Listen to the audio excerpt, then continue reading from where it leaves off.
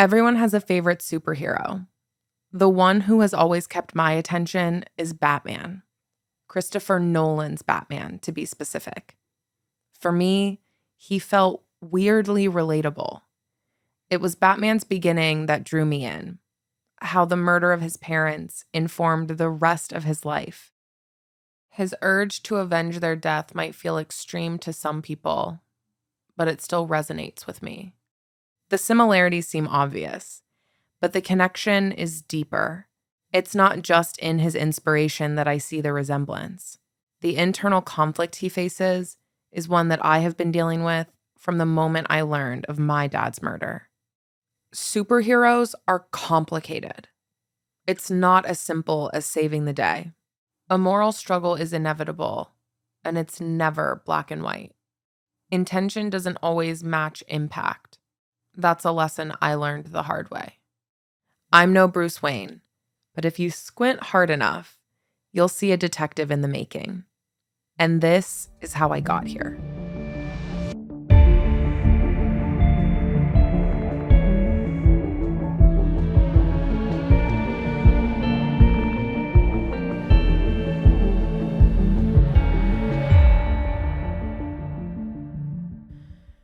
My dad wasn't discussed much when I was a kid.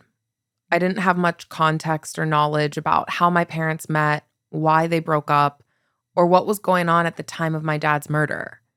My curiosity didn't peak until I was older. And when I started asking questions, I wasn't met with much enthusiasm. Talking about this now, it kind of wakes up some stuff which we might have wanted to forget. Do we want to do this all, say everything over again, whatever happened? It's 20 years ago, and now we're opening up our life again to that heartache. This is pretty raw shit that I really don't want to even talk about. And I'm sure no one else does either. After prodding for a few months, and even making a trip back to West Virginia, they started to open up a little. I was hearing a lot of these stories for the very first time. My parents met in a place you wouldn't consider romantic, but it's where their love story began. I met him at a Narcotics Anonymous meeting in 1994 in Wheeling, West Virginia. I was in treatment, and I thought that he was the most spiritual person in the room, also the cutest. We started walking the path in Wheeling every day, and eventually our relationship progressed, and I got pregnant with my daughter, Madison. So I moved in with him and lived with him for a brief period of time. After I had my daughter, our relationship fell apart. I moved back to Charleston. My mom was 33 when my parents met and was hoping to settle down with someone and have a family. She wanted that white picket fence life, and she envisioned that with my dad. The way she talked about him almost felt like she was talking about a dream that was within reach, but escaped through her fingers. He was tortured with his lifestyle and not being able to stop using drugs and choices he was making. I think it bothered him in the end that he wasn't able to, commit and have a normal relationship with somebody. We didn't talk for about 3 months because of the turbulence in our relationship. But then we reconnected, and he started coming to Charleston to visit his daughter. After my parents split up, I lived with my mom in Charleston, West Virginia. My dad stayed in Ohio, and on rare occasions, I would go up there to see him. He would come down to Charleston to visit on a regular basis and bring my sister Alyssa. I can't tell now if my memories are real or fabricated, but I have very distinct memories of my dad trying to teach me how to dribble a basketball on the sidewalk in front of my mom's house. I wasn't very good. My family was fragmented. I had a mom, a dad, a big sister, and 2 grandma figures. To me, that was enough. And it was always all us together when JC would come to town. So we had a really good family relationship, and I'm happy for that. But I had other siblings, aunts, uncles, and cousins on my dad's side who I would never get to experience that with. I grew up with a really small family, having no idea that just 3 hours away, I had hundreds, literally hundreds of cousins. I look at photos now of my dad's side of the family, and there's pictures of so many faces that look like mine, but are complete strangers. But we really hadn't any contact with them that much. Madison went to visit him whenever they arranged it and vice versa. Knowing that we had siblings, I got a chance to be with you, but you don't remember. It was hard for me. Me and Dad used to cry our hearts out leaving you. It was so hard. Me and Dad, when we would leave Charleston, when you were older, the waterworks would start and we'd hold hands all the way until we got to the highway, and we would cry because we knew we weren't going to see you for a while. You know, it was going to be at least a month or maybe 2 months before we'd see you again. It was just heartbreaking to have to leave you. It was just me and my mom most of the time. We spent a lot of time together. Moments with her are a little more clear. I had everything I could have wanted. She signed me up for every activity a little kid could dream of. I can still hear the sound of this SpongeBob alarm clock she got me when I was young. This is how I try to remember my childhood. When I think about this time, it's like I'm remembering a story I was told, like I was watching it happen, not like it was actually happening to me. But one of my most vivid memories is not a happy one, and it is forever burned into my brain. The moment I realized, as a child, that my mom didn't love me as much as she loved drugs. When I was 5 years old, I fell asleep in the playroom watching the History Channel with my mom. I woke up in the middle of the night with a pit in my stomach. My mom was gone. I went around the house looking for her, calling for her, but I didn't feel her presence. I don't know how I had the instinct, but I went next door to my neighbor's house and started knocking on the door. The sun was coming up. The minutes that passed felt like hours before they finally came to the door, confused why I was standing there alone. I remember calmly saying, "My mom's gone." They brought me inside and called my grandmother, who lived only a few minutes away. I sat in their kitchen waiting for my grandma. I call her Nanny, to come and get me. I had no idea what would happen next. A lot of possibilities ran through my mind in the 5 minutes it took for her to drive down the street.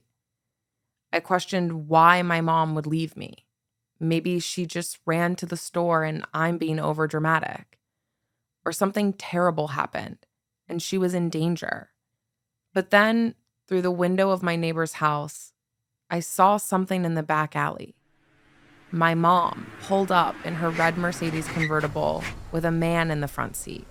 She got out of the car, walked up to the back door, locked it, and drove away. I yelled after her, screaming, banging on the window. I could have sworn she looked at me, but I couldn't tell you that with any certainty. She didn't even flinch. It would be a while before I would see my mom again. Several years. Addiction is a disease, and I empathize and recognize that struggle more as an adult than I did as a little girl. I know the impact it has on families, as I was directly affected by my mom's choices and still have a lot of trauma surrounding her decisions during this time. While I try to understand her side of things now, I can't help but see myself as a kid, and then none of it makes sense. It's hard to wrap my head around. I moved in with Nanny and her sister, my great aunt Mimsy. The transfer of custody was instant. My grandma picked me up from my neighbor's house, took me home, and that's where I lived. I never got to say goodbye to my house, my room, my stuff. It was a weird feeling of being displaced, but within your own family. My grandmother is the closest thing to an angel on earth. She didn't really understand me most of the time. The cultural differences between us are very sharp, and the generational gap is wide. But it's clear she did what she thought was best and sacrificed a lot to raise me on behalf of my mom. They did everything they could to raise a biracial girl with 2 semi-absentee parents in the third whitest state in America. I don't have many fond memories of my childhood. There were a lot of added layers to the usual identity crisis you have growing up. I struggled tremendously with anxiety and depression from the earliest moments of my memory. Most of my childhood, all the way through high school, is pretty hazy and hard to remember. She never said very much about it or anything, but I know that she talked about it somewhat occasionally. But my grandmother wanted things to be as normal as possible given the circumstances. For as long as they could, they made sure that I saw my dad. In fact, I was supposed to visit him the week after he was killed. That's the one thing we did make arrangements for Madison to go for a week to her dad's house the following week to spend a week with him, but he got killed, so you didn't get to see him one more time. But there I was, a year after my mom left, sitting 10 feet away from my dad's casket. But there was little Madison in the front row, right where that casket was. And it absolutely was the most saddening thing to watch her. She was so emotional. And also she didn't see her father all that often, but he loved her dearly. Eventually, when I was 10 or so, my mom came back and I moved in with her.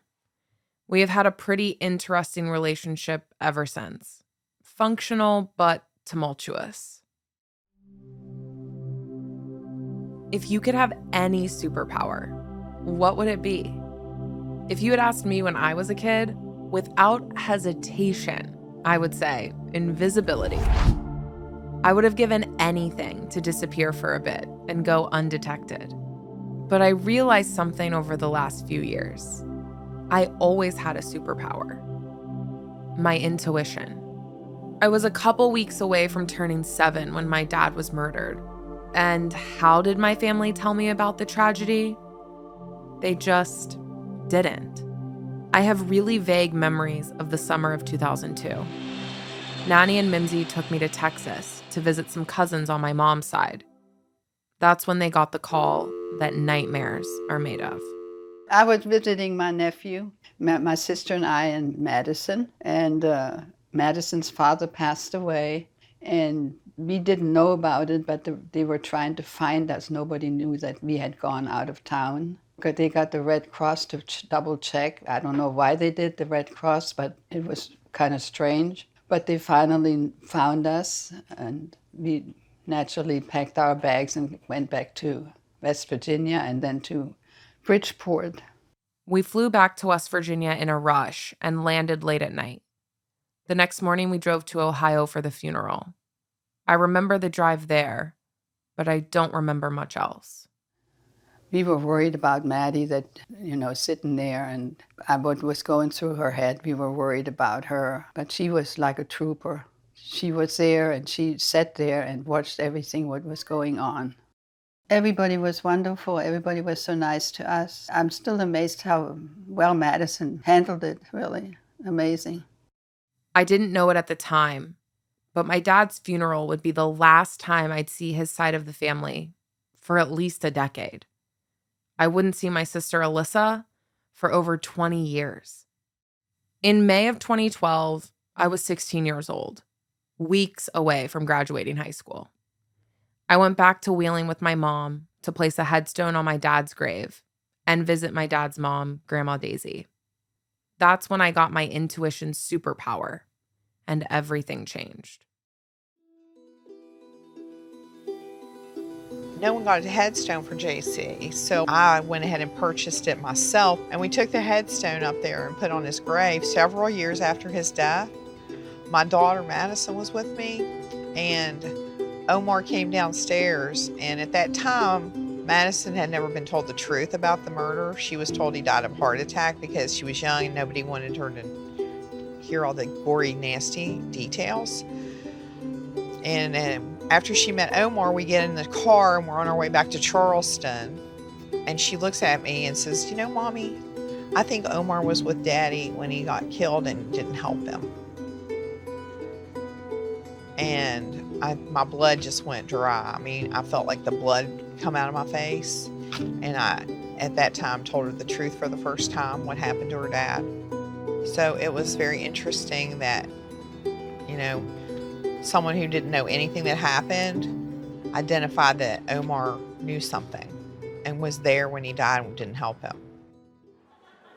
That afternoon, in a Buffalo Wild Wings off the highway in St. Clairsville, Ohio, my mom tried to explain to a very confused teenager that her dad did not die of a heart attack 10 years earlier.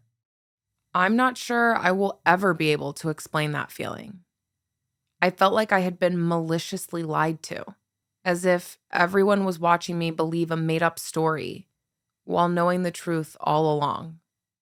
We didn't tell her the truth, and I'm sorry for that ever. But at the time, I thought it was the right thing to do, not to tell her that her father had been shot, because we wanted to spare her from the pain, and she was a little one. She didn't know what to say or do either. But I'm so sorry that we lied. We should have told her the truth right away, but we didn't. We thought we were protecting her, and we probably did not. My mom and my grandma are still noticeably uncomfortable talking about this. I think their avoidance was a sort of coping mechanism that they still lean on. They did everything to keep the truth from me. And even now, I have a tough time trusting that I'm getting the full story. It started to make sense why my sister had kept her distance from me for so long. When you were young, I didn't know. I'm just too real and raw. There was no way I was going to be able to, sugarcoat this. It was the deepest sadness I had yet to experience. I was forced to grieve my dad's death all over again from a new point of view. There is no measure for grief, but a heart attack was much easier to process. Health, science, God, the universe, whatever you believe in, contributes to a heart attack. But my dad died at the hands of someone else. None of it is fair, but this felt different.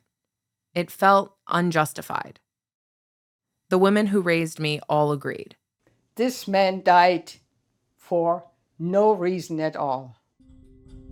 But they still chose not to tell me. And the bigger question I had amongst the betrayal and confusion, would they have ever told me if my intuition didn't step in? If I didn't ask my mom that day, I'm not sure the right time would have ever come. I'm trying to keep my family safe, and that's all we did.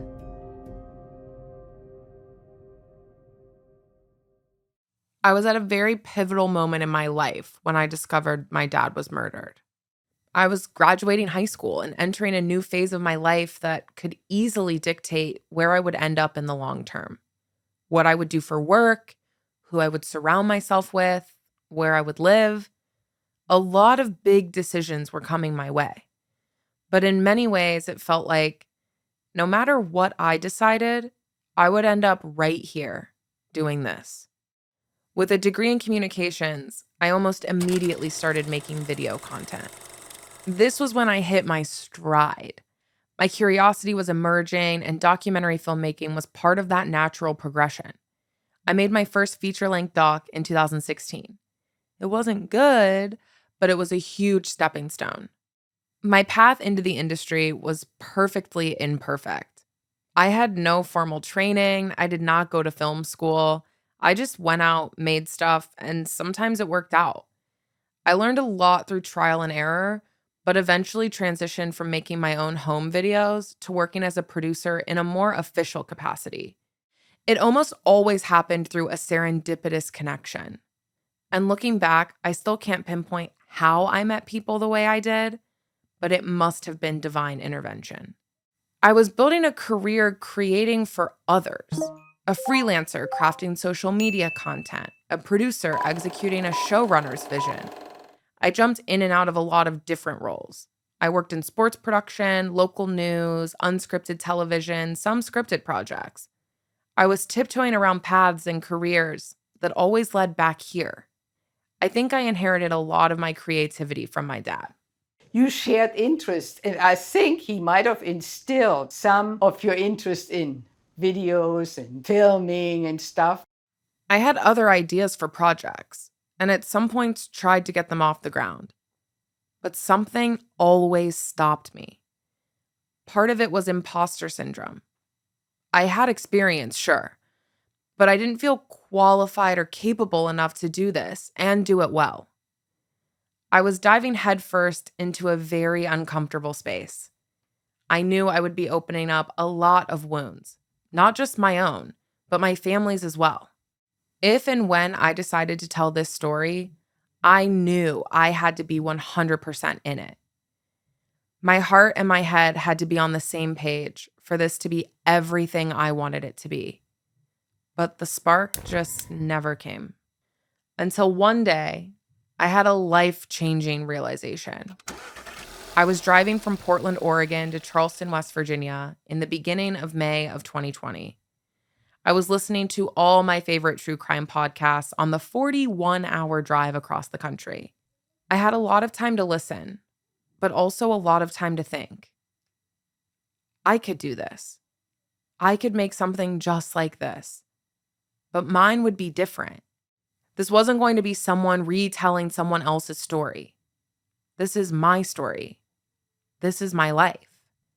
If there was ever a moment with no other obligations, no excuses keeping me from starting a personal project, it was the middle of 2020. I called my mom, and for the first time in 8 years, I asked her to talk to me about my dad's murder. And I haven't stopped asking questions since. My natural curiosity sent me on quite the adventure.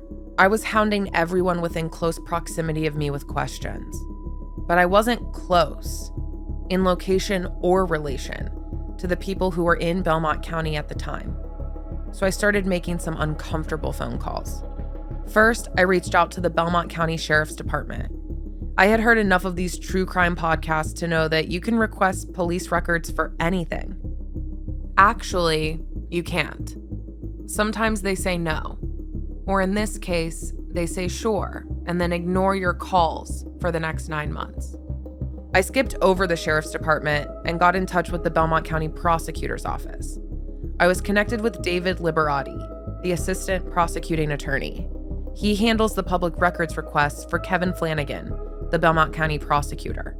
They got me everything I asked for within a few weeks. By November of 2020, I had the records and I had the time. But starting is the hardest part. I had no idea how to begin investigating a cold case. This story is covered in contradictions, and the case files were no different. Reading through the first few times raised a lot of questions about some things, but brought clarity to others. I got out my corkboard. I tried to piece together what my dad was doing the days leading up to his death, thinking about who was in his orbit and why anyone would want to kill him. The more I learned, the more people I added to my list of potential suspects, witnesses, or co-conspirators. There was a lot I had to understand before diving into this case. A general knowledge of the lifestyle and landscape were necessary. This was all very new to me. I had grown up very sheltered, and it was a shock to the system to see what I could have grown up around and how drastically different my life could have been. As I was gathering details, my thought process was scattered. Information came in waves. There would be several weeks that I would talk to someone every single day, with silence for months in between. I laid it all out. It was obvious I didn't have all the information I needed, and there was a lot of work ahead of me. But things were starting to jump out at me. Dots were starting to connect. I had uncovered 3 motives, 3 strong possibilities with very capable suspects who had solid reasons for wanting my dad dead. That would imply this was planned, something a lot of people believed to be true. But somebody organized it. It's got to be somebody that had a reason. I always thought that. Always. But the police were adamant this was an accident. I think they were planning on doing a second home invasion. On their end, it went to shit, and then they ran. Premeditated murder versus a home invasion gone wrong. Another contradiction. I sat on the fence for a while thinking, It could have been both at the same time.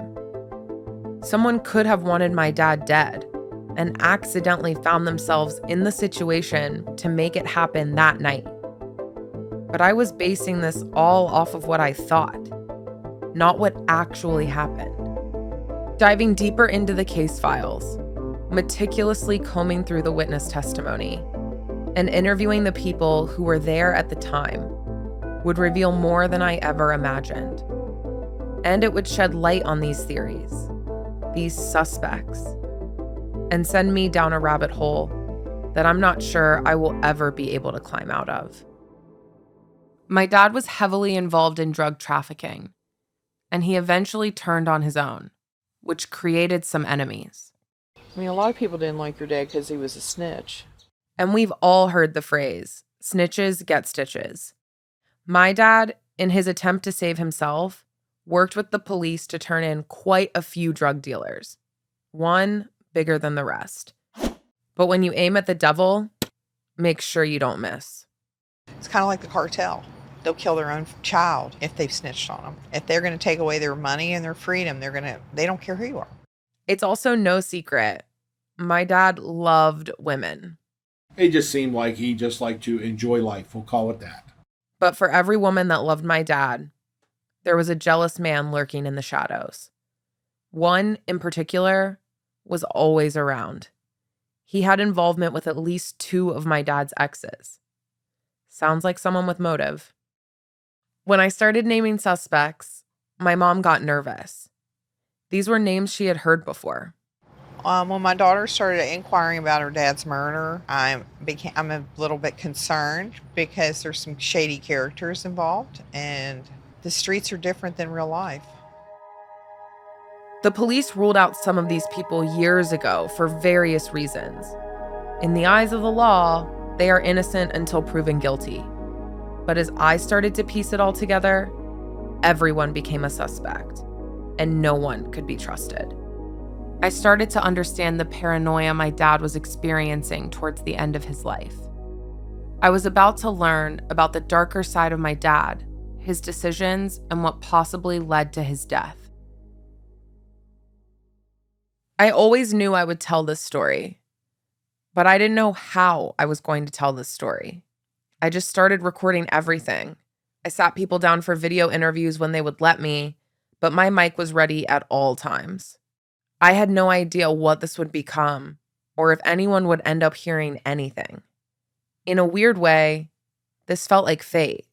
Like no matter what, I would have ended up right here, doing this right now.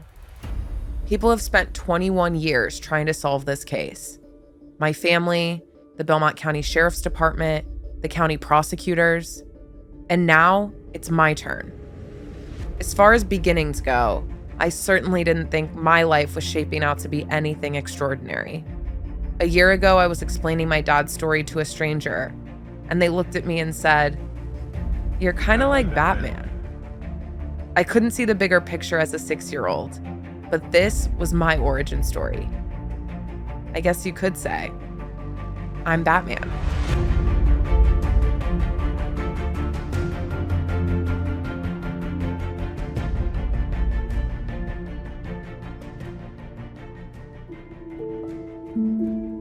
Next time on Ice Cold Case.